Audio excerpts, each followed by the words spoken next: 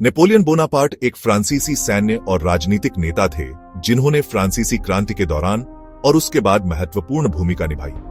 उनका जन्म 15 अगस्त 1769 को अजैक्सियो, कोर्सिका में हुआ था। नेपोलियन ने अपनी सैन्य शिक्षा पेरिस के मिलिट्री स्कूल में प्राप्त की और जल्दी ही अपनी सैन्य प्रतिभा का प्रदर्शन किया। उनकी रणनीतिक सोच और सैन्य कौशल ने उन्हें अन्य अधिकारियों से अलग बनाया। नेपोलियन ने फ्रांसीसी क्रांति के दौरान कई महत्वपूर्ण लड़ाइयों में भाग लिया और अपनी सैन्य प्रतिभा का प्रदर्शन किया। उनकी तोपखाने की विशेषज्ञता ने उन्हें ले पेटेड कैपोरल की उपाधि दिलाई। नेपोलियन ने इटली और मिस्र में सफल सैन्य अभियान चलाए, जिससे उनकी प्रतिष्ठा बढ़ी। मिस्र अभियान ने उन्हें न केवल सैन्य बल्कि बौद्धिक उपलब्धियों के लिए भी प्रसिद्ध बनाया। 1804 में नेपोलियन ने खुद को फ्रांस का सम्राट घोषित किया और एक शक्तिशाली और केंद्रीकृत सरकार की स्थापना की। यह क्षण फ्रांसीसी इतिहास में एक नए युग की शुरुआत था। नेपोलियन ने फ्रांसीसी कानून को संहिताबद्ध करने के लिए नेपोलियन कोड की शुरुआत की, जो आज भी फ्रांसीसी कानून का आधार है। यह कानूनी संहिता दुनिया भर के कई देशों के कानूनी सिस्टम को प्रभावित करती है।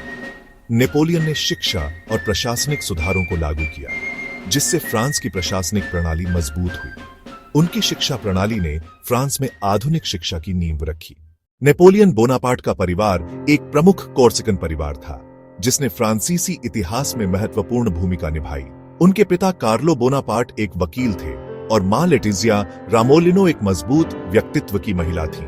जोसेफ बोनापार्ट ने नेपल्स और स्पेन के राजा के रूप में, लुई ने हॉलैंड के राजा के रूप में कार्य किया। उनकी बहनें पॉलिन और कैरोलिन भी यूरोपीय राजनीति में प्रभावशाली थीं। नेपोलियन ने पहले जोसेफिन से विवाह किया, जो एक विधवा और प्रभावशाली महिला थी।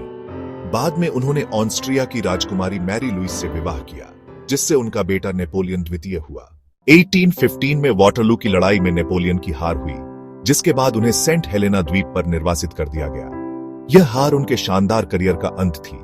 नेपोलियन ने अपने जीवन के अंतिम वर्ष सेंट हेलेना द्वीप पर बिताए, जहां 5 मई 1821 को उनकी मृत्यु हो गई। निर्वासन के दौरान उन्होंने अपने संस्मरण लिखे और अपनी विरासत पर चिंतन किया। नेपोलियन की विरासत आज भी यूरोपीय इतिहास और राजनीति में महत्वपूर्ण है। उनकी सैन्य और प्रशासनिक सुधारों का प्रभाव आज भी देखा जा सकता है। नेपोलियन को एक जटिल व्यक्तित्व के रूप में देखा जाता है, एक महान सैन्य, रणनीतिकार, कानूनी सुधारक, लेकिन एक विवादास्पद विजेता भी। उनकी उपलब्धियां और विफलताएं दोनों ही इतिहास के पन्नों में अमर हैं और आज भी छात्रों के लिए अध्ययन का विषय हैं।